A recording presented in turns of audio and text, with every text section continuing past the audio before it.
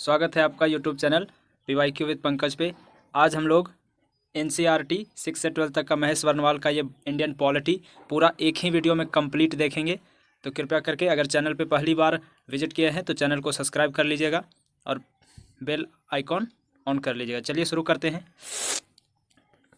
पहले हम लोग पढ़ेंगे भारत का संवैधानिक विकास। तो देखिए, रेगुलेटिंग एक्ट आया था 1773 में और इसी के द्वारा सुप्रीम कोर्ट की स्थापना किया गया था कलकत्ता में 1774 में। फिर चार्टर एक्ट 1833 के तहत क्या हुआ, तो भारतीयों को भारत के प्रशासन में भाग लेने का अधिकार मिल गया कि भारत के प्रशासन में इंडियन भी जा सकता है। फिर विधान परिषद को बजट पर बहस करने की शक्ति किस अधिनियम से, तो भारत परिषद अधिनियम 1892 से प्राप्त हुआ है कि बजट पर आप बहस कर सकते हैं इस अधिनियम से। केंद्रीय विधानमंडल, यहाँ देख लीजिए, केंद्रीय विधानमंडल में सबसे पहले किस अधिनियम द्वारा दो सदन बनाया गया था, तो 1919 के भारत शासन अधिनियम द्वारा। राष्ट्रपति अध्यादेश जारी करता है तो ये मतलब किस अधिनियम से प्रेरित है, तो भारत शासन अधिनियम 1935 से प्रेरित है। अब हम लोग ये देख लीजिए कि भारत का मतलब जो संवैधानिक विकास है वो कैसे आया। तो ईस्ट इंडिया कंपनी ये सब लागू किया था और ये ब्रिटिश क्राउन के तहत फिर अधिनियम आया था। तो पहले ईस्ट इंडिया में रेगुलेटिंग एक्ट 1773 आया है, 1784 वाला पिट्स इंडिया एक्ट आया है, फिर चार्टर एक्ट 1793 आया है, चार्टर एक्ट 1813 वाला, फिर 1833 का, फिर 1853 का। इसके बाद 1857 का जो युद्ध हो गया था तो उसके बाद 1858 में फिर ब्रिटिश क्राउन के हाथ में चला गया था। तो ये फिर भारत शासन अधिनियम 1858 हो गया और ये सब फिर ब्रिटिश क्राउन जारी किया है। 1858 का भारत शासन अधिनियम, फिर भारत परिषद अधिनियम 1861, फिर भारत परिषद अधिनियम 1892 वाला, फिर भारत परिषद अधिनियम 1909 वाला, फिर भारत शासन अधिनियम 1919, फिर भारत शासन अधिनियम 1935 और लास्ट में भारतीय स्वतंत्रता अधिनियम 1947। फिर यहाँ देख लीजिए कि केंद्र में द्वैध शासन व्यवस्था जो है किस अधिनियम के तहत, तो भारत शासन अधिनियम 1935 के तहत। द्वैध शासन केंद्र में जो लगा था ना वो 1935 के तहत लगा था। ब्रिटिश भारत में किस अधिनियम के तहत संघीय शासन, तो संघीय शासन ये भी 1935 के तहत लगा था। ये एक देख लीजिए, यहाँ पे है, इसको पढ़ते चलते हैं। भारत शासन अधिनियम 1919 की समीक्षा करने के लिए 1927 में एगो साइमन कमीशन का गठन किया गया था और 1928 में आया था किसको समीक्षा करने के लिए, इसको देखवा लो, इसके बाद वाला को समीक्षा करने के लिए। अब यहाँ देख लीजिए, यहाँ से अखिल भारतीय संघ स्थापित करने का प्रावधान किस अधिनियम में है, तो अखिल भारतीय संघ भारत शासन अधिनियम 1935 में था। भारत के संविधान में केंद्र और राज्य के बीच शक्तियों का विभाजन जो है कैमा में था, ये कौन सा अधिनियम में, तो भारत सरकार अधिनियम 1935 में था। फिर एक निर्वाचित संविधान सभा द्वारा भारत के संविधान का निर्माण करने का प्रस्ताव किसके द्वारा, तो क्रिप्स मिशन के द्वारा दिया गया था संविधान निर्माण करने का। फिर ये संविधान सभा का गठन किसके अंतर्गत, तो कैबिनेट मिशन के अंतर्गत। कैबिनेट मिशन जो प्रस्तुत योजना था उसमें संविधान सभा में प्रांतों के प्रतिनिधि का निर्वाचन जो होता था तो 10 लाख की जनसंख्या पर एक सदस्य होता था। फिर भारतीय संविधान का निर्माण करने वाली संविधान सभा के सदस्यों का चुनाव किसके द्वारा किया गया था, तो प्रांतों के विधानसभाओं द्वारा किया गया था। अब अंतरिम सरकार देख लीजिए, 1946 में जो हुआ था वो कौन कौन बने थे, तो राष्ट्रमंडल और विदेशी मामला में जवाहरलाल नेहरू थे, गृह मंत्री पटेल थे और सूचना प्रसारण खाद्य कृषि राजेंद्र प्रसाद, जॉन मथाई उद्योग एवं नागरिक आपूर्ति, जगजीवन राम श्रम मंत्री और सरदार बलदेव सिंह रक्षा मंत्री थे, लियाकत अली वित्त मंत्री थे और राजगोपालाचारी शिक्षा और कला मंत्री थे। फिर देखिए, भारत का संविधान सभा का पहला बैठक 9 दिसंबर 1946 को। संविधान का प्रथम प्रारूप BN राव तैयार किया था। अस्थायी अध्यक्ष पहली बार कौन बने थे संविधान सभा के, तो राजेंद्र प्रसाद। नेहरू द्वारा उद्देश्य प्रस्ताव कब प्रस्तुत हुआ था, तो 13 दिसंबर 1946 को। नेहरू जो उद्देश्य प्रस्ताव प्रस्तुत किए थे तो ये 22 जनवरी 1947 को स्वीकृत हुआ था। पेश तो हो गया था 13 दिसंबर को आ गया था, लेकिन पास हुआ था 22 जनवरी 1947 को। अच्छा, संविधान सभा बना था तो कुल कितना अधिवेशन हुआ था, 12 गो। संविधान के निर्माण में कितना समय लगा, तो 2 साल 11 महीना 18 दिन। संविधान सभा के संवैधानिक सलाहकार कौन थे, तो BN राव थे। भारत के संविधान सभा में वर्तमान रूप राष्ट्रीय ध्वज को कब अपनाया गया, 22 जुलाई 1947 को। प्रथम बैठक की अध्यक्षता सच्चिदानंद सिन्हा अस्थायी अध्यक्ष थे, वो किए थे।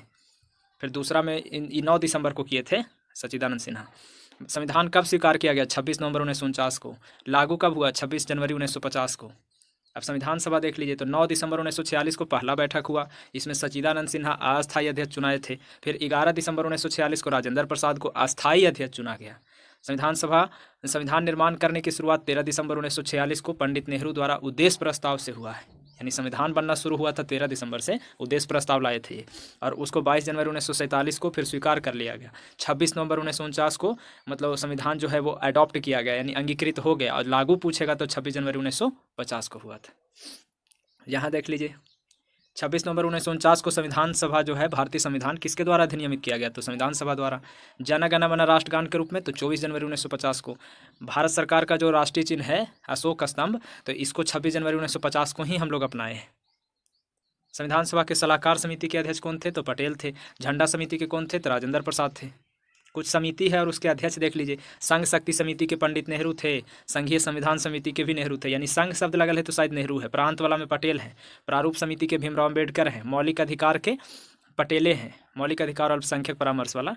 अब प्रक्रिया नियम समिति के राजेंद्र प्रसाद है। राज्य के लिए जो समिति है वो पंडित नेहरू हैं। संचालन समिति के राजेंद्र प्रसाद हैं, राज्य वाला नेहरू हैं। अब यहाँ देख लीजिए कि संविधान सभा के कार्यों से रिलेटेड समिति जो था उसके अध्यक्ष कौन थे? जीबी मावलंकर।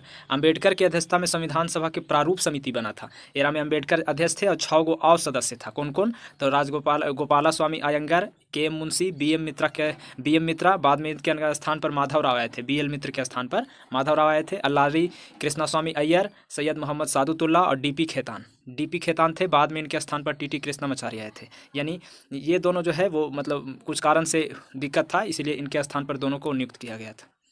अब आगे देख लीजिए, संविधान सभा अम्बेडकर की अध्यक्षता में प्रारूप समिति का गठन कब हुआ? तो 29 अगस्त 1947 को मतलब प्रारूप समिति का गठन। अम्बेडकर का मतलब निर्वाचन संविधान सभा में कहाँ से हुआ था? तो बम्बई प्रेसिडेंसी से हुआ था। ये एक देख लीजिए कि भारत का संविधान मूलतः 2 भाषा, हिंदी तथा अंग्रेजी में लिखा गया था तथा और सभी सदस्यों ने इस पर हस्ताक्षर किया था, दोनों प्रति पर, यानी हिंदी वाला पर भी साइन किया था और अंग्रेजी वाला पर भी। अब संविधान के प्रावधान और उसके स्रोत देखते हैं।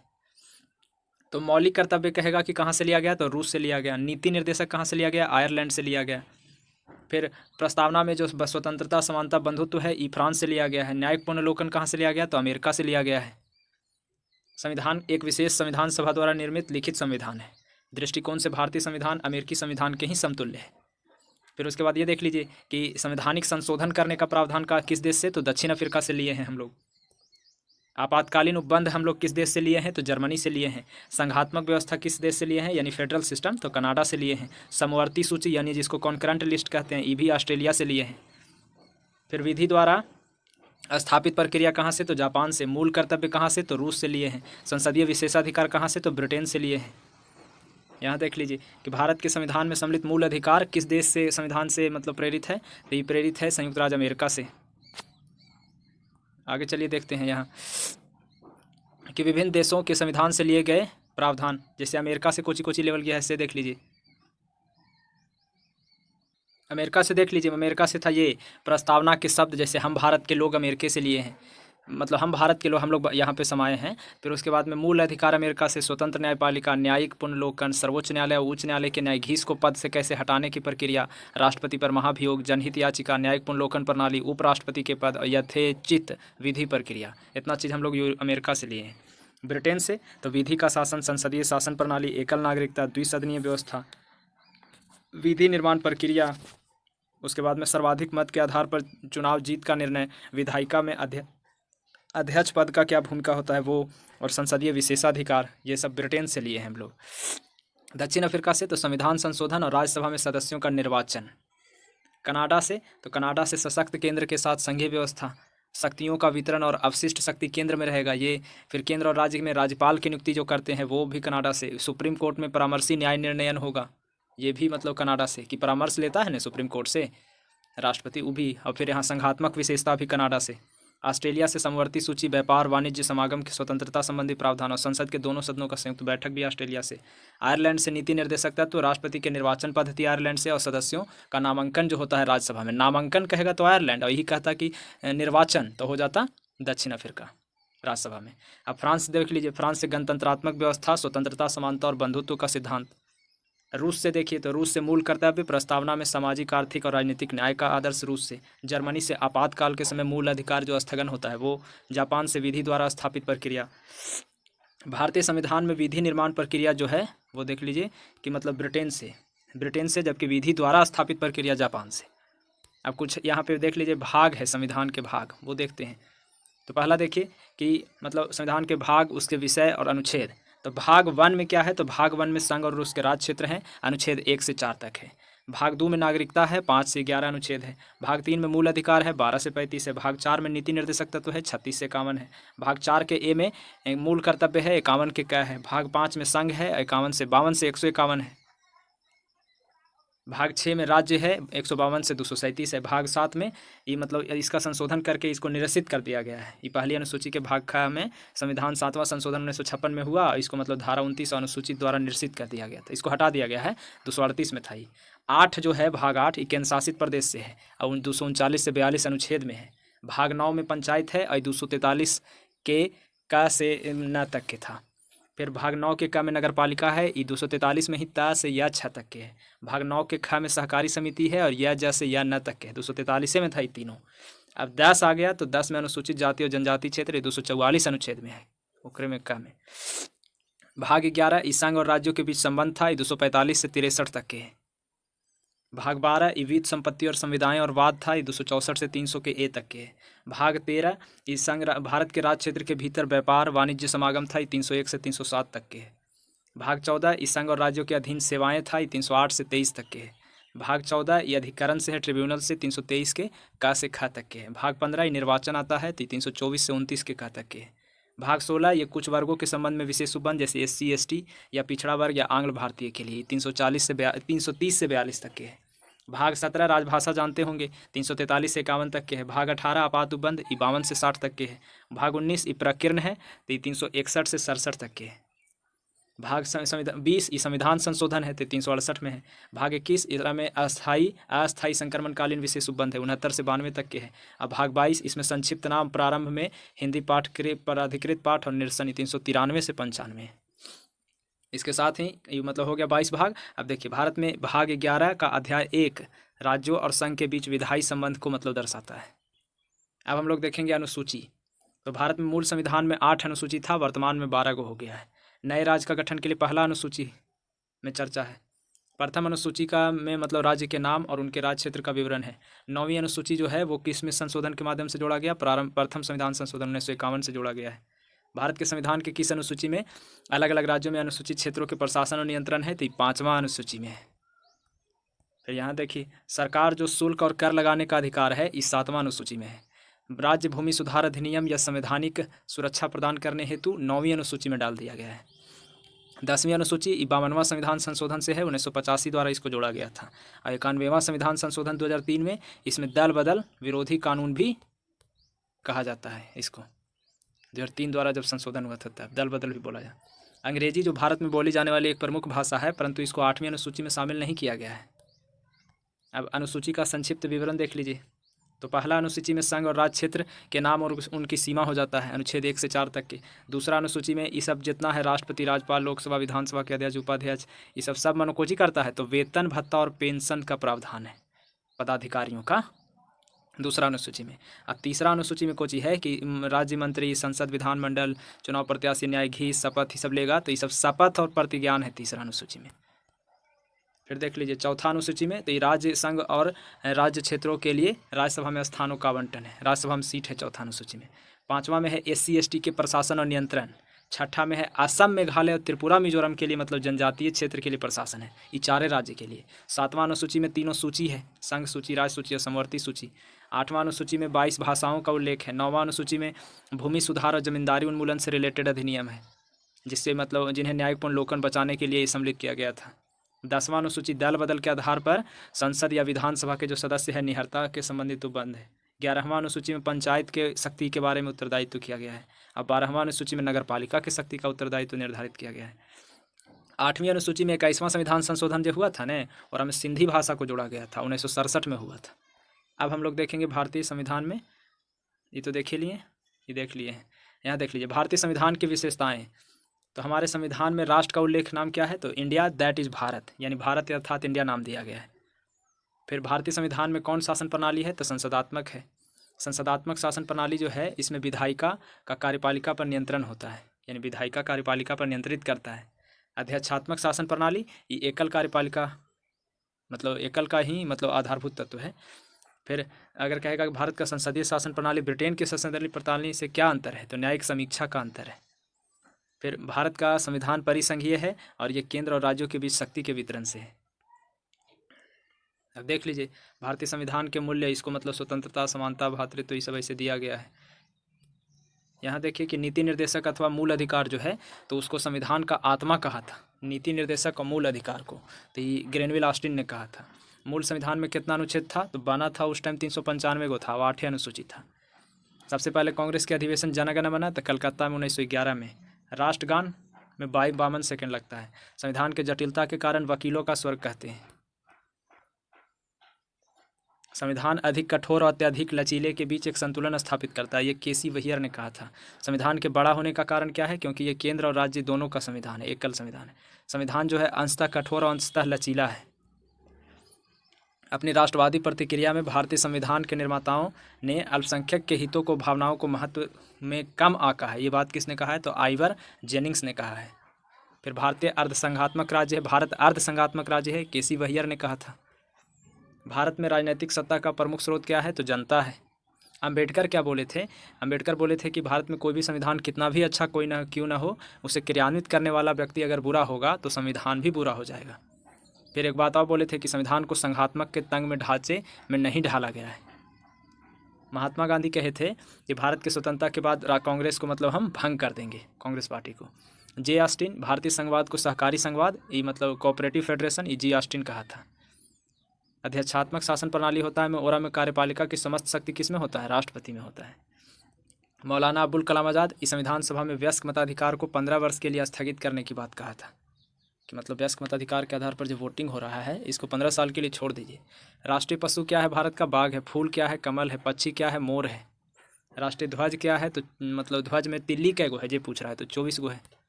यहाँ देख लीजिए कि मुंबई बनाम एगो संघवाद आया था 1994 में। ये उच्चतम न्यायालय ने कहा था कि भारतीय संविधान जो है परिसंघात्मक संविधान है। फिर 7वीं अनुसूची के विषय देख लीजिए, तो इसमें है कि सिविल प्रक्रिया संहिता किस में है, तो समवर्ती सूची में आता है। फिर जनसंख्या नियंत्रण या परिवार नियोजन या आपराधिक मामला में ये सब समवर्ती सूची में आएगा। शिक्षा कौन सूची में आएगा, समवर्ती में आएगा। शिक्षा प्रारंभ में राज्य सूची का विषय था, इसको 42वां संशोधन हुआ तब फिर समवर्ती सूची में डाल दिया गया। 5 गो को उसमें से उठा करके राज्य सूची से समवर्ती सूची में किए। भूमि सुधार तो ये राज्य सूची का विषय है। रेलवे पुलिस तो ये राज्य सूची का है। आगे देख लीजिए यहाँ आर्थिक नियोजन तो ये समवर्ती सूची का है। कृषि राज्य सूची का है। पंचायती राज राज्य सूची का है। दंड प्रक्रिया इस 7वीं अनुसूची के सूची 3 यानी समवर्ती सूची में है। विवाह विच्छेद और गोद लेना ये सब 7वीं अनुसूची के समवर्ती सूची में आएगा। सूची 1 में संघ सूची है, 2 में राज्य है और 3 में समवर्ती सूची है। अब तीनों सूची के कुछ विषय है, देख लीजिए। जैसे पहले संघ सूची के देखते हैं तो प्रतिरक्षा संघ सूची, विदेशी मामला, नागरिकता, संचार, डाकतार, निगम कर और सेवा कर, युद्ध शांति, सीमा शुल्क, निर्यात शुल्क, बीमा, प्रत्यर्पण, शेयर बाजार, फिर अंतर्राष्ट्रीय संधि करार और रेलवे। इतना चीज़ हो गया कोची में, अथी में। और फिर और देखिए संघ में मुद्रा, रिजर्व बैंक, समुद्री गहराई मार्ग, विदेशी ऋण, विदेशी व्यापार, लॉटरी संघ सूची में, आयकर, जनगणना संघ सूची में, डाकघर बचत बैंक और स्टॉक एक्सचेंज संघ सूची में। अब देखते हैं राज्य सूची में, तो लोक व्यवस्था राज्य सूची, पुलिस राज्य सूची चाहे रेल वाला हो या ग्रामीण पुलिस सहित हो, कारागार यानी जेल राज्य सूची, भूमि, स्थानीय स्वशासन, प्रादेशिक लोक सेवा, लोक स्वास्थ्य, बाजार मेला, सट्टा जुआ, कृषि भूमि पर संपदा कर शुल्क, पशुपालन, सिंचाई, कृषि आय पर कर, गैस, ये सब हो गया राज्य सूची में। शराब हो गया, मनोरंजन हो गया, भू राजस्व लगान, विद्युत पर कर, रोड टोल टैक्स, पथ पर, फिर प्रति व्यक्ति कर और विलासिता की वस्तुओं पर कर, ये सब हो गया राज्य सूची में। अब समवर्ती सूची देख लेते हैं, तो दंड प्रक्रिया विधि, आर्थिक सामाजिक योजनाएं, शिक्षा, वन, विवाह विच्छेद, कारखाना मजदूर संघ, खाद्य पदार्थ अन्य पदार्थ पर अपमिश्रण, जनसंख्या नियंत्रण और परिवार नियोजन, न्याय प्रशासन, संपत्ति कार्जन अधिग्रहण, ये सब हो गया कोची में, तो ये सब समवर्ती में। विद्युत, बाट माप, वन्य जीव जंतु का संरक्षण, समाचार पत्र, पुस्तक मुद्रणालय, स्वच्छता और औषधालय, औद्योगिक विवाद, उत्तराधिकार, विधि वृत्ति, चिकित्सा वृत्ति, कीमत नियंत्रण और जन्म मरण पंजीकरण, ये सब आएगा समवर्ती सूची में। देखिए वर्तमान में संघ सूची में 100 गो है, राज्य सूची में 61 गो है और समवर्ती सूची में 52 गो है विषय। अब उद्देशिका देखते हैं, तो उद्देशिका आप लोग ये पढ़ लीजिए। प्रस्तावना हम लोग का क्या है, हम भारत के लोग भारत को एक संपूर्ण प्रभुत्व संपन्न समाजवादी पंथ निरपेक्ष लोकतांत्रात्मक गणराज्य बनाने के लिए उसके समस्त नागरिकों को सामाजिक, आर्थिक और राजनीतिक न्याय, विचार, अभिव्यक्ति, विश्वास, धर्म और उपासना की स्वतंत्रता, प्रतिष्ठा और अवसर की समता प्राप्त कराने के लिए तथा उन सब व्यक्ति की गरिमा और राष्ट्र की एकता और अखंडता सुनिश्चित करने वाले बंधुता के बढ़ाने के लिए दृढ़ संकल्प होकर अपनी संविधान सभा में आज तारीख 26 नवंबर 1949 को मिति मार्गशीर्ष मतलब शुक्ल सप्तमी संवत 2006 विक्रमी को एदत द्वारा इस संविधान को अंगीकृत, अधिनियमित और आत्मप्रीत करते हैं। संविधान सभा में उद्देश्य प्रस्ताव कब आया था? तो 13 दिसंबर को आया था, 1946 को नेहरू लाया था। संविधान का प्रस्तावना, ये भारत को एक धर्मनिरपेक्ष राज्य वर्णित करता है। भारत की प्रस्तावना में भारत को एक सार्वभौम समाजवादी धर्मनिरपेक्ष प्रजातांत्रिक गणराज्य के रूप में घोषित किया गया है। संविधान फिर देख लीजिए, केशवानंद भारतीय को विवाद था 1973 वाला, इसमें सुप्रीम कोर्ट ये बात कहा था कि 368 के तहत संविधान की प्रस्तावना में भी संशोधन कर सकते हैं, लेकिन मूल ढांचा का उल्लंघन नहीं कीजिएगा। अब मूल ढांचा क्या है ये सुप्रीम कोर्ट ही बताएगा। आगे देख लीजिए, भारत का कौन सा भाग संविधान की आत्मा? तो उद्देशिका। कल्याणकारी राज्य का उद्देश्य अधिकतम जनसंख्या के लिए अधिकतम कल्याण सुनिश्चित करना। भारत एक गणतंत्र है, इसका मतलब भारत में वंशानुगत शासन नहीं है। फिर यहाँ एक और देख लीजिए कि गोलकनाथ बनाम पंजाब राज्य हुआ था, इसमें हिदायतुल्लाह ने उद्देशिका को संविधान का मूल आत्मा कहा था। उद्देशिका यानी प्रस्तावना को हिदायतुल्लाह ने। यहाँ क्या है? तो मतलब भारत के संदर्भ में धर्मनिरपेक्ष का मतलब क्या हो गया कि भारत में राज्य का कोई धर्म नहीं है। उद्देशिका में सम्मिलित सामाजिक, आर्थिक और राजनीतिक न्याय के तत्व किससे रिलेटेड है? तो ये हो गया रूसी क्रांति से, 1917 के। आगे देख लीजिए, सुप्रीम कोर्ट ने किस वाद में ये कहा था, प्रस्तुत किया था कि उद्देशिका संविधान का अभिन्न अंग है? तो बम्बई बनाम यूनियन ऑफ इंडिया वाला में कहा था कि उद्देशिका संविधान का अभिन्न अंग है, अलग से मतलब है। सभी व्यक्ति पूर्णतः और समान रूप से मानव है, ये सिद्धांत सार्वभौमिकता का है। भारत में लौकिक सार्वभौमिकता संविधान की प्रस्तावना जो शुरू होती है तो हम भारत के लोग से होती है। लोक कल्याण शब्द जो है भारत की उद्देशिका में नहीं है, बल्कि राज्य के नीति निर्देशक तत्व का भाग है। उद्देशिका में संशोधन, तो ये 42वां संशोधन के द्वारा। संविधान की प्रस्तावना में जिन आदर्श और उद्देश्यों की रूपरेखा दिया गया है, तो ये प्रस्तावना में मूल अधिकार का, राज्य के नीति निर्देशक तत्व का और कर्तव्य का मतलब विस्तार है। राज्य का सबसे महत्वपूर्ण तत्व क्या है? तो संप्रभुता है। समाजवादी, अखंडता और पंथ निरपेक्ष संविधान की प्रस्तावना 42वां संशोधन द्वारा सम्मिलित किया गया था। उद्देशिका को राजनीतिक जन्मपत्री की संज्ञा किसने दिया है? तो के मुंशी ने दिया है। प्रस्तावना संविधान का अंग नहीं है, ये बेरुगारी संघ मामला में 1960 में मतलब व्यक्त किया गया था। संविधान निर्माण में महत्वपूर्ण भूमिका निभाने वाले संविधान सभा के सदस्य अल्लादी कृष्णा स्वामी अय्यर के अनुसार संविधान की प्रस्तावना हमारे दीर्घकालिक सपनों का विचार है, ये बोला था। प्रस्तावना संविधान का अंग नहीं है, ये बेरुगारी वाला में 1960 में। एक तो बम्बई वाला में भी था कुछ ना, बम्बई वाला में क्या था? गोलकनाथ वाला में ही था। बम्बई कहाँ गया यार? बम्बई में कुछ था, अभी तुरंत पढ़ के निकले। हाँ, बम्बई में था कि मतलब उद्देशिका संविधान का अभिन्न अंग है। उद्देशिका यानी प्रस्तावना अभिन्न अंग है, और इस प्रस्तावना मतलब संविधान का अंग नहीं है, ये बेरुगाड़ी में था। अब हम लोग देखेंगे संघ एवं राज्य क्षेत्र। संघ एवं राज्य क्षेत्र में है कि मतलब अनुच्छेद 1 के 3 में क्या है? तो 1 के 3 में है कि भारत के संघ राज्य क्षेत्र में निम्नलिखित क्षेत्र शामिल हो गए, जैसे राज्यों का राज्य क्षेत्र, संघ राज्य क्षेत्र, और ऐसे राज्य क्षेत्र जो अर्जित करेंगे हम लोग, वो हो गया। फिर देखिए, भारतीय संघ के अंतर्गत किसी राज्य को सम्मिलित करना है तो इस संसद को अधिकार प्राप्त है। प्रथम अनुच्छेद के अनुसार भारत क्या है? तो भारत राज्यों का संघ है। भारत में 28 गो राज्य है और 8 गो केंद्र शासित प्रदेश है। एरा में राष्ट्रीय राजधानी क्षेत्र भी सम्मिलित है। अच्छा, लोकसभा में केंद्र शासित प्रदेश के लिए अधिकतम कितनी सीट आरक्षित है? केंद्र शासित के लिए 20 गो है। फिर उसके बाद जम्मू कश्मीर का विभाजन कब किया गया? 31 अक्टूबर 2019 को किया गया है। संघ एवं राज्य क्षेत्र से रिलेटेड कुछ अनुच्छेद है, जैसे 1 में है संघ राज्य क्षेत्र का नाम, 2 में है कि नए राज्य का प्रवेश करवाएंगे या फिर स्थापना या संसद को अधिकार। फिर नए राज्य की स्थापना के बाद कहेगा ना, प्रवेश हो जाएगा इसमें, लेकिन नए राज्य की स्थापना या वर्तमान राज्य के क्षेत्रफल घटाना बढ़ाना है या नाम परिवर्तन करना है, तो 3 में है। अनुच्छेद 4 में है कि 2 और 3 के अंतर्गत जो भी हम कानून बनाए हैं, जिसके द्वारा पहला और चौथी अनुसूची के पूरक, अनुसांगिक एवं अनुवर्ती मामलों में संशोधन किया जा सकेगा, अनुच्छेद 4 में। अब यहाँ देख लीजिए कि नए राज्य के गठन की शक्ति संसद को है। राज्यों के पुनर्गठन से रिलेटेड फजल अली आयोग का गठन किया गया था 1953 में। भाषाई आधार पर सबसे पहला राज्य तो आंध्र प्रदेश। राज्य पुनर्गठन आयोग जो हुआ था 1956 में, तो कितना राज्य और केंद्र शासित प्रदेश बना था? तो 14 गो और 6 गो केंद्र शासित प्रदेश। सिक्किम 36वां संशोधन 1975 में राज्य का बनाया गया था। केंद्र शासित प्रदेश का प्रशासन किसके द्वारा चलता है? तो राष्ट्रपति के द्वारा चलता है। जूनागढ़ को जनमत संग्रह के आधार पर, हैदराबाद को सैनिक कार्यवाही के आधार पर, और जम्मू कश्मीर को मतलब विलय पत्र यानी साइन करवा करके, हस्ताक्षर करके भारत में सम्मिलित किया गया था। ये 3 गो मतलब नहीं शामिल हो रहा था, तो ये तीनों के ऐसे ऐसे किया गया है। अब देख लीजिए, पहला विशेष राज्य का दर्जा मतलब किसको दिया? पर असम को 1969 में मिला था विशेष राज्य का दर्जा, हिमाचल को भी 71 में मिला है, मेघालय को 72 में, सिक्किम को 75-76 में, अरुणाचल को 86-87 में, नागालैंड को 69 में, मणिपुर को 72 में, त्रिपुरा को 72 में, मिजोरम को 86-87 में। इस सबको विशेष राज्य का दर्जा थोड़ा बहुत मिलल है।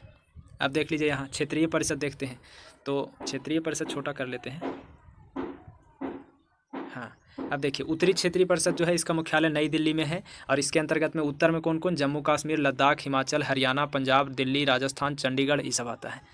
केंद्रीय परिषद वाला में प्रयागराज यानी बिचवा में सेंट्रल में यूपी, उत्तराखंड, मध्य प्रदेश और छत्तीसगढ़, ये दोनों अलगे हुआ है, यही दोनों अलगे हुआ है। पूर्वी क्षेत्रीय परिषद ये कोलकाता है, बिहार, झारखंड, बंगाल, उड़ीसा और सिक्किम आता है। सिक्किम पूर्वी में आता है, याद रखिएगा। पश्चिमी मुंबई है, एरा में गुजरात, महाराष्ट्र, गोवा, दादर नगर हवेली और दमन दीव आता है। दक्षिणी चेन्नई में आंध्र प्रदेश, कर्नाटक, तमिलनाडु, केरल, पुदुचेरी और तेलंगाना आता है। फजल अली की अध्यक्षता में 1953 में 3 सदस्यीय मतलब राज्य पुनर्गठन आयोग का गठन किया गया था।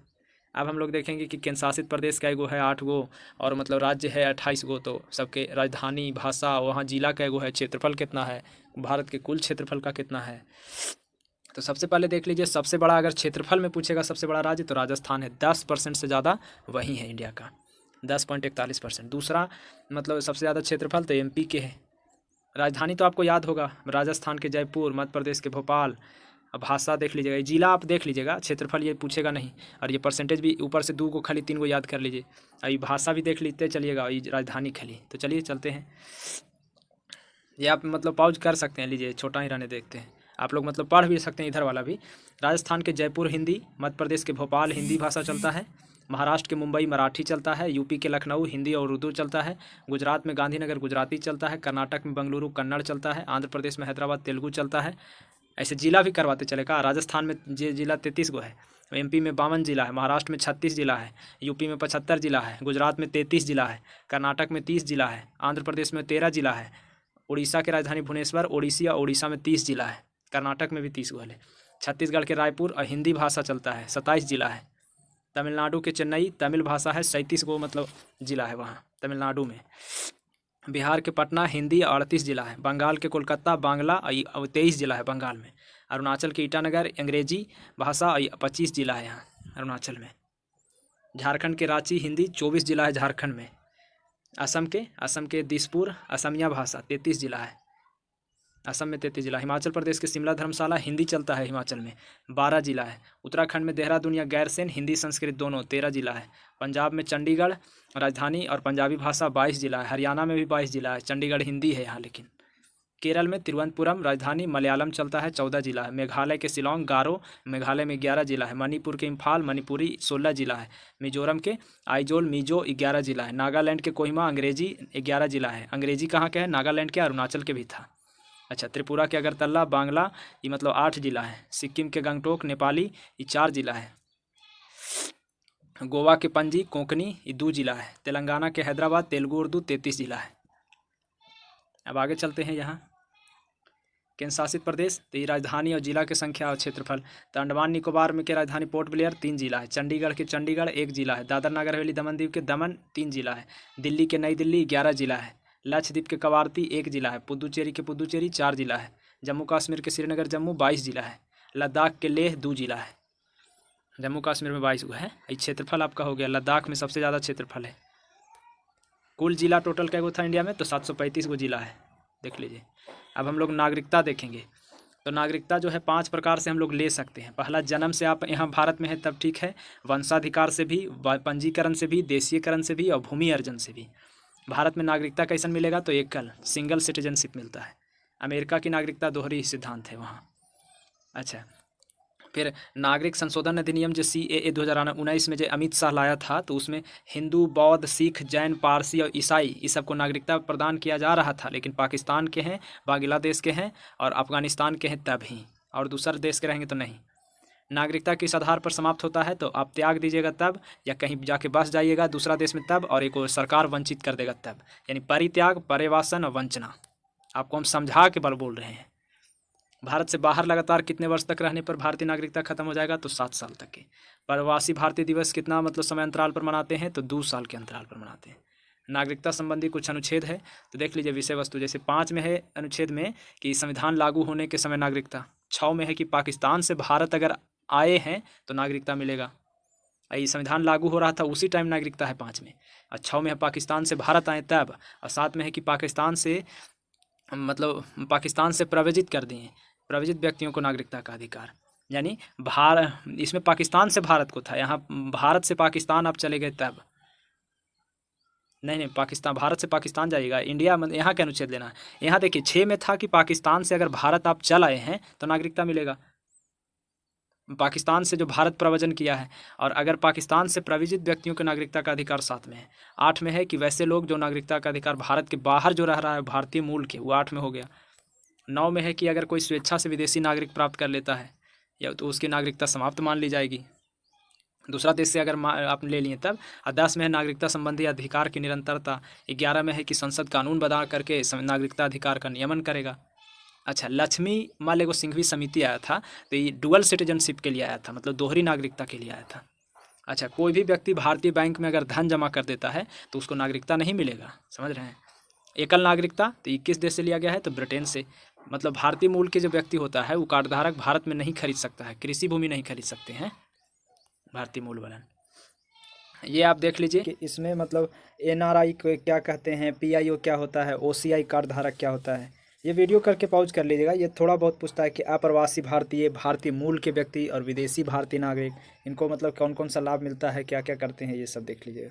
यहाँ एक देख लीजिए कि LM सिंघवी की अध्यक्षता में गठित समिति जो था वो 9 जनवरी को प्रवासी भारतीय दिवस मनाने की अनुशंसा किया था। अब देखते हैं मूल अधिकार। तो भारतीय संविधान के किस भाग के अंतर्गत मौलिक अधिकार प्रदान किए गए हैं, तो भाग 3 में। मूल अधिकार कै में है, भाग 3 में है। और अनुच्छेद पूछेगा तो 12 से 35 तक के है। मूल अधिकार 12 से 35 तक के हैं। संविधान द्वारा मौलिक अधिकार को लागू करने की शक्ति जो है वो सुप्रीम कोर्ट को, हाई कोर्ट को दिया गया है। संविधान का अनुच्छेद 13 क्या है, तो ये मतलब संसद और राज्य विधानमंडल जो कानून बनाएगा उस पर प्राथमिकता प्रदान करता है, ये 13।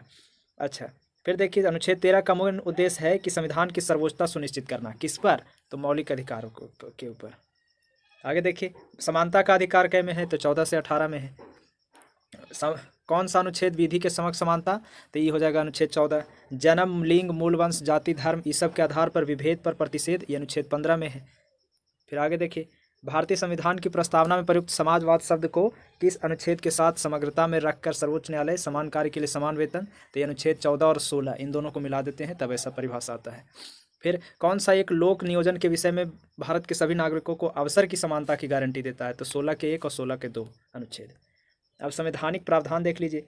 ये है कि केवल भारतीय नागरिक को प्राप्त है और भारतीय एवं विदेशी दोनों को प्राप्त है। तो मात्र 5 गो अनुच्छेद है जो केवल भारतीय नागरिक को, यानी विदेशी को ही नहीं मिल सकता है। जैसे अनुच्छेद 15, अनुच्छेद 16, अनुच्छेद 19, अनुच्छेद 29, अनुच्छेद 30, ये 5 गो जो है केवल भारतीय को। आप देखते हैं कि मतलब अनुच्छेद 15 में कि मतलब धर्म जाति के आधार पर विभेद नहीं करना है। 16 में नोक नियोजन के बारे में विषय में है। और 19 में वाक अभिव्यक्ति स्वतंत्रता और मतलब शांतिपूर्ण सम्मेलन कर सकते हैं, एवं 5 गो है। फिर संघ और सरकारी समिति बना सकते हैं, भारत के राज्य क्षेत्र में आबद्ध संचरण कर सकते हैं, बसने और व्यापार की स्वतंत्रता है। 29 में तो अल्पसंख्यक हित के वर्गों का संरक्षण केवल इंडिया के लोगों को है। और शिक्षण का अधिकार या स्थापना शिक्षा संस्था के और प्रशासन के मतलब अल्पसंख्यक वर्गों का अधिकार 30, ये सब केवल भारतीय नागरिक को है। अब विदेशी को भी दोनों को प्राप्त है, जैसे विधि के समक्ष समानता, कानून के मामले में तो सबको बराबर है ना, तो इसलिए मतलब अनुच्छेद 14 दोनों को प्राप्त है। अपराध के दोष सिद्धि के संबंध में संरक्षण अनुच्छेद 20 में, तो ये भी दोनों को है। जीवन का अधिकार दोनों को है अनुच्छेद 21 में। शिक्षा का अधिकार 21 के A में दोनों को है। कुछ दशा में गिरफ्तारी और निरोध का संरक्षण दोनों को है। शोषण के विरुद्ध अधिकार 23 से 24 में, ये भी दोनों को है। धर्म और संस्कृति के स्वतंत्रता का अधिकार 25, 26, 27, 28, ये भी दोनों को है। अब देखते हैं कि अस्पृश्यता का मतलब उन्मूलन क्या है अनुच्छेद में, अनुच्छेद 17 में। अस्पृश्यता परिभाषित नहीं है संविधान में, लेकिन अस्पृश्यता निवारण अधिनियम 1955 के अंतर्गत अस्पृश्यता को बढ़ावा देना एक दंडनीय अपराध है, अगर छुआछूत को बढ़ावा दिया जाता है। अनुच्छेद 18 ये उपाधि के अंत से संबंधित है। फिर भारतीय संविधान के किस अनुच्छेद में वाक और अभिव्यक्ति की स्वतंत्रता, अनुच्छेद 19 में है। प्रेस की स्वतंत्रता अनुच्छेद 19 के A में है। भारत में आर्थिक समानता के मौलिक अधिकार में सम्मिलित नहीं किया गया। आर्थिक समानता को मतलब मौलिक अधिकार में नहीं है, अधिकार मतलब मौलिक अधिकार में समानता आर्थिक वाला नहीं है। आगे देख लीजिए कौन कौन सा मतलब स्वतंत्रता है, इसे देखिए। यहाँ है कि अनुच्छेद 19 में 6 को हम लोग की स्वतंत्रता दिया गया है। जैसे वाक अभिव्यक्ति 19 के A में, यही वाला बातें ऊपर दिल था। B में कोची है कि शांतिपूर्ण सम्मेलन कर सकते हैं। अनुच्छेद 19 के सी में कोची है कि संघ या संगम सहकारी समिति बना सकते हैं। डी में कोची है कि राज्य क्षेत्र आबाद संचरण का अधिकार है। और उसके बाद में ई में कोची है कि मतलब निवास या बसने का अधिकार 19 के 1 के ई में है, और 19 के 1 के जी में है कि आजीविका या व्यवसाय या व्यापार कर सकते हैं। इसके बाद देखिए अनुच्छेद 20 के सी में है कि अपराध के अभियुक्त व्यक्ति को खुद अपने ही खिलाफ गवाही, अपने ही विरुद्ध गवाह देने के लिए बाध्य नहीं कर सकते हैं। ये 20 के सी में है। 20 में कोची था कि मतलब दोष सिद्धि के संबंध में अभियुक्तों को दोहरे दंड एवं स्व अभिशासन का संरक्षण है। अनुच्छेद 21 में कोची है तो विदेश यात्रा के अधिकार का संरक्षण है। 21 में बहुत सारा है मतलब स्वतंत्रता। अब आगे देख लीजिए 24 में क्या है तो बच्चों के शोषण के विरुद्ध प्रावधान दिया गया है। 25 में कोची है तो हिंदू शब्द में बौद्ध, जैन और सिख धर्म सम्मिलित किया गया है, बौद्ध धर्म और जैन धर्म और सिख धर्म को भी। अच्छा, हिंदू में अनुच्छेद 30 में कोची है तो अल्पसंख्यक को अपनी रुचि के शिक्षण संस्था स्थापित कर सकता है, संचालित कर सकता है। ये हो गया अनुच्छेद 30 में। 32 में कोची है तो ये मौलिक अधिकार से रिलेटेड है। मौलिक अधिकार का संरक्षक कौन होता है तो न्यायपालिका होता है। भीमराव अम्बेडकर मौलिक अधिकार किसे संविधान का हृदय आत्मा कहा था तो ये अनुच्छेद 32 को कहा था। यहाँ देखिए व्यक्तिगत स्वतंत्रता के अधिकार के कौन सी याचिका दायर करता है, मतलब रिट जारी करता है सुप्रीम कोर्ट या हाई कोर्ट, तो बंदी प्रत्यक्षीकरण जारी करता है व्यक्तिगत स्वतंत्रता को लेकर के। मौलिक अधिकार में संशोधन का अधिकार किस मतलब कि मौलिक अधिकार में भी हम संशोधन कर सकते हैं, तो केशवानंद भारती वाला में आ गया था 1973 में, केरलवाद वाला में।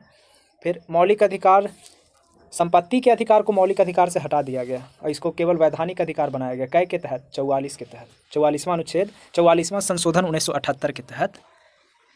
अब देख लीजिए वर्तमान समय में भारतीय संविधान के अंतर्गत संपत्ति का अधिकार जो है किस प्रकार का है, वैधानिक अधिकार है।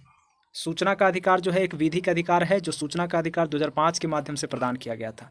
आर्थिक रूप से जो पिछड़ा वर्ग है EWS, उसको आरक्षण प्रदान करने के लिए 15 के 6 और 16 के 6 ये दोनों में परिवर्तन करके और उन लोग के आरक्षण दिया गया EWS के 15 के 6 और 16 के 6। मूल अधिकार 300 के ए में डाल दिया गया है किसको, तो 6 से 14 साल के आयु के प्रदत्त शिक्षा का अधिकार को इधर रख दिया गया है। फिर संविधान द्वारा जो संवैधानिक उपचार का अधिकार मिला है ये गैर नागरिकों को भी उपलब्ध है, यानी सभ्य के हैं। फिर उसके बाद में 352 अनुच्छेद में राष्ट्रीय आपातकाल, इसको समाप्त या सीमित नहीं कर सकते हैं, बल्कि व्यक्तिगत स्वतंत्रता और जीवन का अधिकार दोनों रहेगा। सभ्य मूल अधिकार खत्म हो जाएगा लेकिन ये दोनों खत्म नहीं होगा। फिर देखिए 1976 में बंधुआ मजदूर उन्मूलन अधिनियम संसद में कब आया था, 1976 में। मूल अधिकार देख लीजिए, समानता का अधिकार 14 से 18, स्वतंत्रता का अधिकार 19 से 22, शोषण के विरुद्ध अधिकार 23 से 24, धर्म की स्वतंत्रता का अधिकार 25 से 28, संस्कृति और शिक्षा संबंधी अधिकार 29 से 30 और संवैधानिक उपचार का अधिकार 32 में है। अब यहाँ देख लीजिए अनुच्छेद 26, तो इसके अंतर्गत क्या होता है कि धार्मिक संस्था का स्थापना कर सकते हैं या धार्मिक कार्य के प्रबंधन का अधिकार है आपके पास में। अब हम लोग देखेंगे राज्य के नीति निर्देशक तत्व। तो नीति निर्देशक तत्व जो है वो शामिल क्यों किया गया है संविधान में, उद्देश्य क्या है, तो सामाजिक और आर्थिक लोकतंत्र को स्थापित करने के लिए किया गया है। कल्याणकारी राज्य की संकल्पना जो है वो समावेश किया गया है तो संविधान के किस भाग में, तो नीति निर्देशक तत्व यानी भाग 4 में।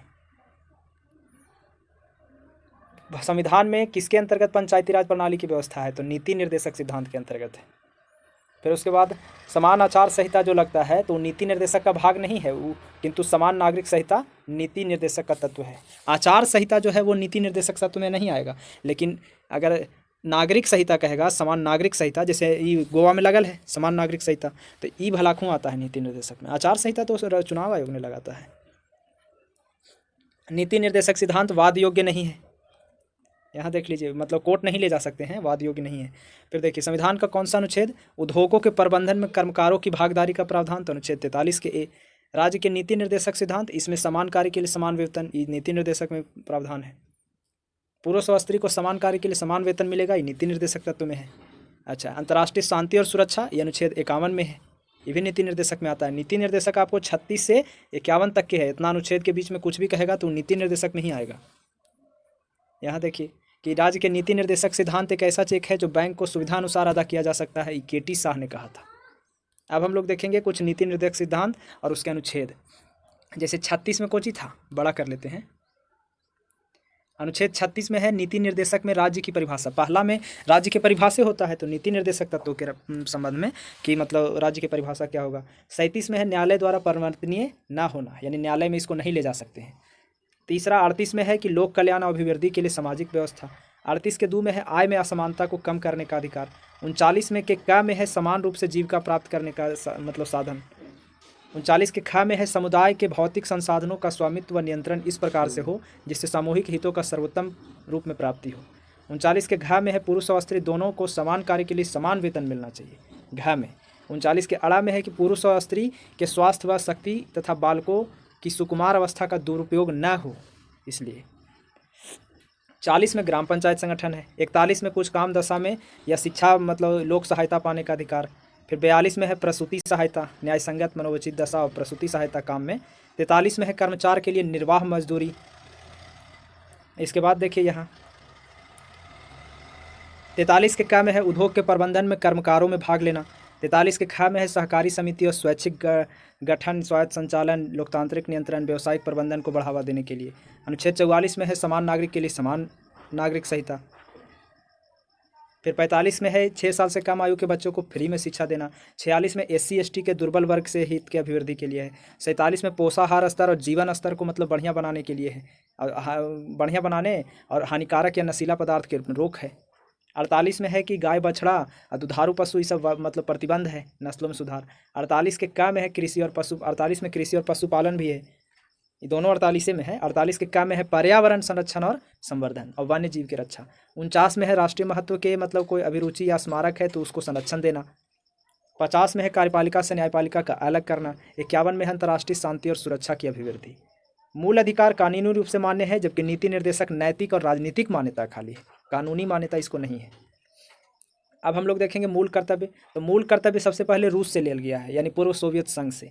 मूल कर्तव्य भाग 4 के क में है। स्वर्ण सिंह समिति था 8 गो मूल कर्तव्य को जोड़ने का सुझाव दिया था। अब 42वां संशोधन हुआ था और हमें 10वां मूल कर्तव्य को जोड़ा गया था। 10 मूल कर्तव्य को जोड़ा गया 42वां के तहत। और फिर एक वाव जुटा था 11वां देखिए आपका जुटा है 86वां संशोधन में 2002 में। अच्छा, सरदार स्वर्ण सिंह समिति गठित हुआ था मूल कर्तव्य के लिए। अब वो 8 को जोड़े जाने का सुझाव दिया था स्वर्ण सिंह समिति 8 गो याद रखिएगा, लेकिन 42वां में जोड़ल गया है 10 गो और एगो फिर 11वां जोड़ल गया है 86वां संशोधन 2002 में। मूल कर्तव्य जो है वो किन 2 वर्गों में तो नैतिक और नागरिक कर्तव्य में रखा जाता है। मूल कर्तव्य के अंतर्गत स्वतंत्रता संग्राम के उच्च आदर्शों का सम्मान का कर्तव्य कौन सा है, नैतिक कर्तव्य हो गया, मोरल ड्यूटी है हम लोग का ही वो। प्राकृतिक पर्यावरण और वन्य जीव संरक्षण भारत का मूल कर्तव्य में से एक है। राष्ट्रीय महत्व के कोई स्थान है स्मारक है तो वो भी मौलिक कर्तव्य नहीं है बल्कि राज्य के नीति निर्देशक में आता है। अगर आप राष्ट्रीय महत्व के कोई स्मारक की रक्षा कर रहे हैं तब ऊपर में देखे थे ना कि मतलब क्या में था राष्ट्रीय स्मारक वाला अनुच्छेद 49 में था, देखिए है ना, यहाँ पे देखिए 49 में है कि स्मारक के मतलब संरक्षण करने के लिए। तो आइए यहाँ देखिए महिलाओं को सम्मान महिलाओं के सम्मान के लिए कुप्रथा का त्याग करना, तो ये अनुच्छेद 51 के क में है। मूल कर्तव्य किन पर लागू होता है तो न केवल नागरिकों पर लागू होता है। अभी 11 को जो मौलिक कर्तव्य है तो देख लीजिए। पहला है कि संविधान का पालन करें, उसके आदर्शों और संस्थाओं राष्ट्रध्वज राष्ट्रगान का आदर करें। दूसरा है कि स्वतंत्रता के लिए हमारे राष्ट्रीय आंदोलन को प्रेरित करने वाले उच्च आदर्शों को हृदय में संजो के रखें और उसका पालन करें। तीसरा है कि भारत में संप्रभुता एकता और अखंडता की रक्षा करें और उसको अक्षुण्ण बनाए रखें। चौथा है कि देश की रक्षा करें, आह्वान किए जाने पर राष्ट्र की सेवा करें। पांचवा है कि सभी लोगों को समरसत्ता और समान भ्रातृत्व की भावना निर्माण करें। धर्म, भाषा और प्रदेश या वर्ग आधारित भेदभाव से परे हो, ऐसी प्रथाओं का त्याग करें जो स्त्रियों के सम्मान के खिलाफ भी हो। फिर छठा है कि सामसिक संस्कृति यानी सामासिक संस्कृति कंपोजिट कल्चर की गौरवशाली परंपरा को समझें, उसका परिरक्षण करें। सातवां है कि प्राकृतिक पर्यावरण जिसके अंतर्गत वन, झील, नदी, वन्यजीव सम्मिलित हैं उसकी रक्षा करें, उसका संवर्धन करें। प्राणी मात्र के प्रति दया भाव रखें, चाहे जंगल, झील, नदी कुछ भी हो। वैज्ञानिक दृष्टिकोण से मानवतावाद, ज्ञान अर्जन और सुधार की भावना का भी विकास करना ये भी कर्तव्य है। सार्वजनिक संपत्ति को सुरक्षित रखना और हिंसा से दूर रहें ये भी कर्तव्य है। व्यक्तिगत और सामूहिक गतिविधियों के सभी क्षेत्र में उत्कर्ष की ओर बढ़ने और सतत प्रयास करें। राष्ट्र निरंतर बढ़ते हुए प्रयत्न की उपलब्धि की नई ऊंचाई को प्राप्त करें ये भी कर्तव्य है। 11वां 2002 में जोड़ल गया था 86वां के तहत। तो इसमें 6 से 14 साल के बच्चों को माता पिता का संरक्षक जो भी हो उनके शिक्षा के अवसर प्रदान करेगा। अच्छा, किसी व्यक्ति को राष्ट्रगान के लिए बाध्य नहीं किया जा सकता। सुप्रीम कोर्ट ने ऐसा विजय इमैनुअल बनाम केरल में कहा था 1986 में। कहा कि मतलब आप फोर्स नहीं कर सकते हैं, वो हमारा कर्तव्य है खाली। सुप्रीम कोर्ट के मुख्य न्यायाधीश थी PN भगवती। 85 से 86 में जनहित याचिका का जनक इनको कहते हैं, फादर ऑफ PIL। 1985-86 में लाई थी। अब देख लीजिए यहाँ राष्ट्रपति के बारे में अब देखने जा रहे हैं, प्रेसिडेंट। तो राष्ट्रपति पद के अर्हता कै में है, तो अनुच्छेद 58 में। क्या क्या होता है, तो नागरिक कम से कम जो है, जो बनना चाहता है राष्ट्रपति, उन कम से कम 35 साल का होना चाहिए। लोकसभा के सदस्य निर्वाचित होने की योग्यता होना चाहिए, कोई लाभ के पद पर नहीं हो, यानी सरकारी नौकरी सब ना हो। फिर राष्ट्रपति का निर्वाचन जो है वो किस प्रकार से होता है, तो अप्रत्यक्ष मतदान से, अनुपातिक प्रतिनिधित्व से, एकल संक्रमणीय पद्धति द्वारा।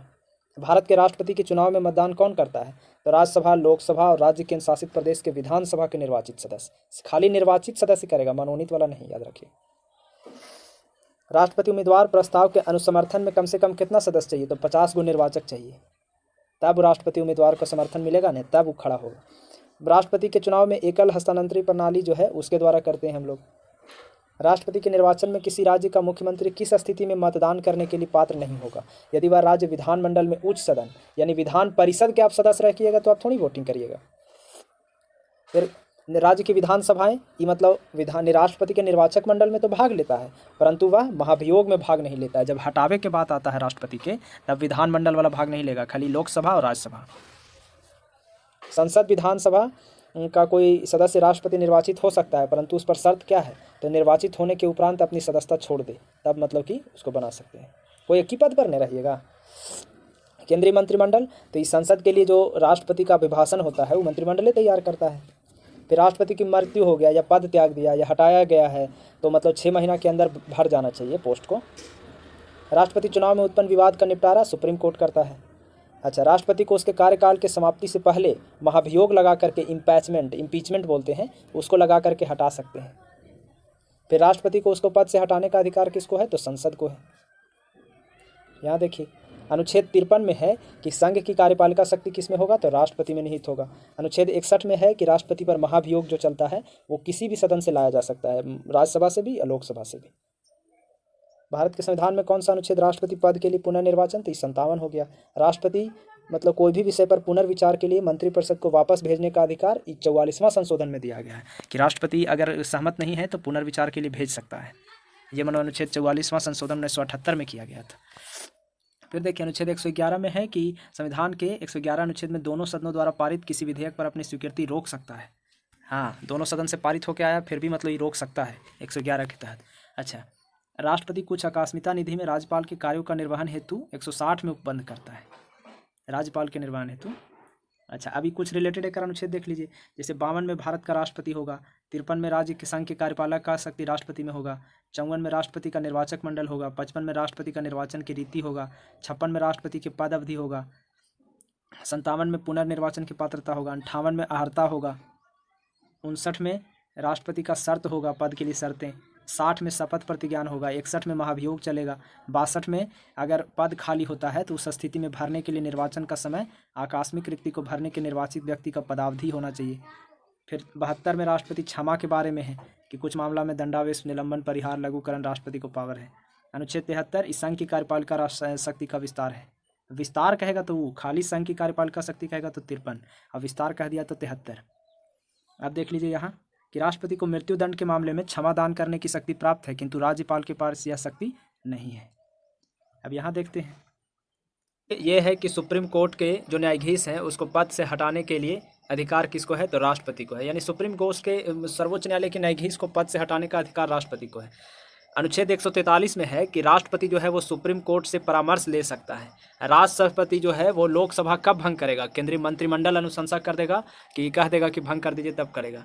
फिर लोकसभा और राज्यसभा संयुक्त अधिवेशन कब किया जाता है, तो ये मतलब आहूत करता है, बुलाता है देखिए राष्ट्रपति, और इसको अध्यक्षता करता है लोकसभा अध्यक्ष।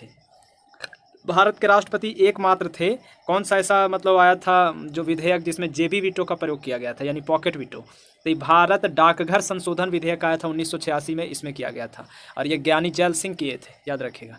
भारत के राष्ट्रपति जो दोनों सदनों की चर्चा में भाग नहीं ले सकता है, संसद के दोनों सदन की चर्चा में भाग नहीं ले सकता है, इसको खाली मतलब वहाँ रहता है और बुलाता यही है। अच्छा, किसी भौगोलिक क्षेत्र को अनुसूचित क्षेत्र घोषित करना है तो ये राष्ट्रपति को ही पावर है। राष्ट्रपति किसको किसको नियुक्ति करता है इसे देख लीजिए। अब जैसे प्रधानमंत्री को या केंद्रीय मंत्री को, राज्य के राज्यपाल की भी नियुक्ति, वित्त आयोग और राजभाषा आयोग के अध्यक्ष सदस्य की नियुक्ति, सुप्रीम कोर्ट के और हाई कोर्ट के न्यायाधीश की नियुक्ति, भारत के महान्यायवादी और कैग नियंत्रक महालेखा परीक्षक की नियुक्ति, यूपीएससी के अध्यक्ष और सदस्य की नियुक्ति, मुख्य निर्वाचन आयुक्त और अन्य निर्वाचन आयुक्त की नियुक्ति, मानवाधिकार आयोग के अध्यक्ष और सदस्य की नियुक्ति, SC/ST के जनजातीय आयोग से अध्यक्ष और सदस्य की नियुक्ति, फिर संघ राज्य के राज्यपाल और प्रशासक की नियुक्ति, दिल्ली और पुदुचेरी के मुख्यमंत्री की नियुक्ति। वर्तमान में राष्ट्रपति का वेतन 5 लाख रुपया है। राष्ट्रपति जो है पद अगर खाली हो जाए और उस समय उपराष्ट्रपति का पद भी खाली हो जाए तो मतलब समझिए कि सुप्रीम कोर्ट के मुख्य न्यायाधीश राष्ट्रपति का काम करेगा। अच्छा, वह राष्ट्र का प्रतिनिधित्व करता है लेकिन परंतु राष्ट्र का नेतृत्व नहीं करता। यानी भारत के राष्ट्रपति जो है वो राष्ट्र का प्रतिनिधित्व कर रहा है लेकिन राष्ट्र का नेतृत्व नहीं कर रहा है, वो तो प्रधानमंत्री ने करता है। आगे देख लीजिए, भारत के राष्ट्रपति में से कौन बिहार के राज्यपाल रह चुके हैं? तो जाकिर हुसैन बिहार के राज्यपाल भी रहे थे और राष्ट्रपति भी बने हैं। वैसे ही रामनाथ कोविंद भी हैं। अब यहाँ देखिए कि मतलब राष्ट्रपति पर के खिलाफ महाभियोग जो संसद में चलता है तो ये कैसा प्रक्रिया है? तो ये अर्धन्यायिक है, यानी क्वासी जुडिशियल प्रोसेस है ये। और यहाँ ये देख लीजिए कि राष्ट्रपति के प्रसाद पर्यंत धारण करने वाले पदाधिकारी, तो जितना संघ के मंत्री है सब प्रसाद पर्यंत धारण करता है, राज्यपाल भी और भारत के महान्यायवादी भी। एक विधेयक जो संसद में प्रस्तुत किया जाता है वह किस प्रक्रिया के अधिनियम के बाद बन जाता है? तो राष्ट्रपति जब साइन कर देगा ना तो विधेयक फिर अधिनियम बन जाएगा, एक्ट बन जाएगा। फिर बिल, पहले बिल रहता है फिर एक्ट बन जाएगा। जब कोई विधेयक दोनों सदनों के मतलब पारित कर दिया जाए तो राष्ट्रपति उस विधेयक पर अपनी अनुमति रोकने का अधिकार प्राप्त है राष्ट्रपति को। निर्विरोध रूप से चुने गए प्रथम राष्ट्रपति तो नीलम संजीव रेड्डी। अच्छा, कौन से राष्ट्रपति जो ट्रेड यूनियन आंदोलन से संबंधित रहे हैं? तो वीवी गिरी, 12 विकेट गिरी। भारतीय संविधान जो भारत के राष्ट्रपति को राज्यों के मुख्यमंत्री की नियुक्ति का अधिकार नहीं देता है। मुख्यमंत्री की नियुक्ति राज्यपाल जब है तो वो करेगा। राष्ट्रपति का कार्यकाल जो है वो पद ग्रहण से 5 साल तक के। कौन सा राष्ट्रपति मिसाइल मैन के नाम से? तो APJ अब्दुल कलाम को जाना जाता था। मुख्य न्यायाधीश कौन था जो राष्ट्रपति के रूप में मतलब कार्य किया था? तो हिदायतुल्ला था। राष्ट्रपति के रूप में मुख्य न्यायाधीश होकर के काम किया है। दोनों खाली था, राष्ट्रपति उपराष्ट्रपति दोनों के पद खाली था। धन विधेयक पर पुनर्विचार लौटाने हेतु संवैधानिक विशेषाधिकार राष्ट्रपति के पास नहीं है। अगर धन विधेयक रहेगा तो नहीं लौटा सकता है पुनर्विचार के लिए। रामनाथ कोविंद गणतंत्र के राष्ट्रपति के रूप में 14वां क्रम है। वित्त आयोग की नियुक्ति तो ये राष्ट्रपति करता है। राष्ट्रपति के रूप में राजेंद्र प्रसाद की सबसे लंबी अवधि रहा था 50 से 62 तक की, और जाकिर हुसैन कार्यकारी राष्ट्रपति छोड़ करके सबसे कम अवधि तक के मतलब 1 साल 11 दिन ऐसे कार्यकारी राष्ट्रपति भी हुआ था। तो ऊकर छोड़ करके मतलब जाकिर हुसैन जो राष्ट्रपति बना था वो 1 साल 11 महीना तक रहा था, सबसे कम समय के लिए। राष्ट्रपति क्षमादान कब कर सकता है? क्षमादान की स्थिति है तो जब दंड सेनानालय द्वारा दिया गया हो तब भी, और जब दंड संघीय विषय से रिलेटेड हो या विधि के विरुद्ध अपराध किया हो तब भी, और जब दंडादेश मृत्युदंड हो तब भी क्षमा कर सकता है। अब हम लोग देखेंगे उपराष्ट्रपति। तो चलिए देखते हैं। तो देखिए उपराष्ट्रपति जो है यहाँ से कि भारत के उपराष्ट्रपति निर्वाचक मंडल में कौन कौन? तो खाली में संसद के दोनों सदन के निर्वाचित रहता है और मनोनीत भी रहता है, दोनों रहता है इसमें, निर्वाचित और मनोनीत दोनों। अच्छा, उपराष्ट्रपति को पद हटाने के लिए पहले राज्यसभा में लाया जाएगा। प्रस्ताव किस सदन में आएगा? तो राज्यसभा में। राष्ट्रपति के निर्वाचन के समान ही उपराष्ट्रपति के निर्वाचन से भी विवाद जो होगा वो सुप्रीम कोर्ट देखेगा, वो अंतिम निर्णय देगा। राज्यसभा के सभापति ही उपराष्ट्रपति होता है। उपराष्ट्रपति से अनुच्छेद देख लीजिए, जैसे 63 में है कि भारत का एक उपराष्ट्रपति प्रावधान किया गया है। 64 में उपराष्ट्रपति राज्यसभा के पदेन सभापति होता है। 65 में उपराष्ट्रपति राष्ट्रपति के रूप में आकस्मिक स्थिति में काम करेगा, कर्तव्य का निर्वहन करेगा। 66 में उपराष्ट्रपति का निर्वाचन है। 64 में पदेन सभापति था, 65 में राष्ट्रपति अगर नहीं है तो उपराष्ट्रपति काम किया, और 66 में उपराष्ट्रपति का निर्वाचन है। और कार्यकाल कहेगा तो 67 में उपराष्ट्रपति का है। 68 में है कि पद रिक्ति के पूर्ति के लिए चुनाव का समय निर्धारण, आकस्मिक रिक्ति पूर्ति के लिए मतलब व्यक्ति का कार्यकाल, यानी 68 में कार्यकाल है। 59 में शपथ, या 69 में शपथ और प्रतिज्ञान है उपराष्ट्रपति का। 70 में है कि कुछ आकस्मिक निधि होगा तो राष्ट्रपति के कर्तव्यों का निर्वहन 70 में। 71 में है कि उपराष्ट्रपति के चुनाव संबंधी अथवा उससे संबंधित विषय है, तब 71 में। यहाँ देख लीजिए कौन कौन रहे थे उपराष्ट्रपति। तो जैसे सबसे पहले राधाकृष्णन, सर्वपल्ली राधाकृष्णन 52 से 62 तक के, फिर जाकिर हुसैन 62 से 67, फिर वीवी गिरी 67 से 69, गोपाल स्वरूप पाठक 69 से 74, BD जत्ती 74 से 79, हिदायतुल्ला 79 से 84, वेंकटरमन 84 से 87, फिर शंकर दयाल शर्मा 87 से 92, नारायण 92 से 97, कृष्णकांत 97 से 2, भैरव सिंह शेखावत 2 से 7, हामिद अंसारी 7 से 17, अब वेंकैया नायडू 17 से अब तक के, अब बन गए हैं जगदीप धनखड़, याद रखिएगा। यहाँ देख लीजिए ट्रिक है कि राधाकृष्णन, जाकिर हुसैन, वीवी गिरी, ये 3 को तो यादें रहता है। यहाँ गो यानी गोपाल स्वरूप, और गो जय यानी जत्ती BD जत्ती, और ही यानी हिदायतुल्ला, गोज ही, फिर वेंकट शंकर नारायण, ऐसे याद रखिएगा, वेंकटरमन शंकर दयाल नारायण। और फिर आगे देखिए कृष्ण शेखावत अंसारी नायडू, बस हो गया। अब यहाँ देख लीजिए कि किस सदन की अध्यक्षता ऐसा व्यक्ति द्वारा जो खुद उसका सदस्य नहीं है, तो राज्यसभा की अध्यक्षता राष्ट्रपति करता है, लेकिन वो सदस्य नहीं रहता है। राष्ट्रपति की मृत्यु या त्यागपत्र पर जब हटाए जाने की स्थिति होगा तो राष्ट्रपति का पदभार कौन धारण करेगा, तो उपराष्ट्रपति। उपराष्ट्रपति पद से रिलेटेड अमेरिका के संविधान से ही लिया गया है। राष्ट्रपति या उपराष्ट्रपति किसी के भी निर्वाचन में राज्य या संसद के किसी सदन के सदस्य भाग नहीं लेते हैं। यानी राज्य कौन सदन के नहीं लेता है, तो राज्य विधान परिषद के सदस्य नहीं लेता है भाग, राष्ट्रपति या उपराष्ट्रपति दोनों में से केरो में नहीं। अच्छा, राष्ट्रपति जो है अपना त्यागपत्र किसको देगा, तो उपराष्ट्रपति को देगा। अब दोनों की तुलना देख लीजिए कि कौन सी में अंतर है दोनों में। तो देखिए ई लोकसभा के सदस्यता बनने योग्य रखता हो और ई राज्यसभा के सदस्य बनते रखता हो, उपराष्ट्रपति आई राष्ट्रपति। राष्ट्रपति के निर्वाचक मंडल में संसद के दोनों सदनों, राज्य विधानसभा में निर्वाचित सदस्य और दिल्ली और पुदुचेरी की विधानसभा के निर्वाचित, एरा में निर्वाचित सदस्य है और विधानसभा के भी है और दिल्ली और पुदुचेरी के भी है। और यहाँ देखिए है कि दोनों सदन के खाली, एरा में सभी सदस्य यानी मनोनीत और निर्वाचित दोनों, राज्यसभा लोकसभा वाला, लेकिन राज्य विधानमंडल के सदस्य इसमें नहीं रहता है। अच्छा, इसमें राष्ट्रपति के पद से हटाए जाने की प्रक्रिया महाभियोग किसी भी सदन में आ जाएगा। उपराष्ट्रपति वाला पहले राज्यसभा में, केवल राज्यसभा में ही प्रस्तुत किया जा सकता है। अच्छा, उपराष्ट्रपति का वेतन भारत के संचित निधि पर भारित होता है। एकर वेतन याद रखिएगा, उपराष्ट्रपति के वेतन कितना है, तो ये 4 लाख है, और राष्ट्रपति के कितना है, तो ये 5 लाख है। एकर 4 लाख है, एकर 5 लाख। अब आगे हम लोग देखते हैं क्षेत्रीय मंत्रिपरिषद।